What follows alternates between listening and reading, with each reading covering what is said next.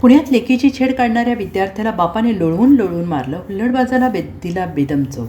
पुण्यातील नामांकित MIT ADTA विद्यापीठाच्या आवारात हाय व्होल्टेज ड्रामा पाहायला मिळाला. गेल्या 15 दिवसांपासून एका तरुणीचा ऑनलाईन छळ करणाऱ्या DY पाटील कॉलेजच्या विद्यार्थ्याला तिच्या पित्याने कॅम्पसमध्येच गाठलं आणि जाब विचारलं. यावरून दोन्ही बाजूंमध्ये मोठी झटापट झाल्याचा प्रकार समोर आला आहे.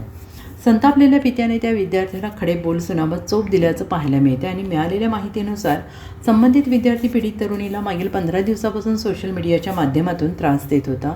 वारंवार मेसेज संपर्क करण्याचे प्रयत्न, त्रासदायक वर्तनामुळे ती मानसिकदृष्ट्या त्रस्त झाली.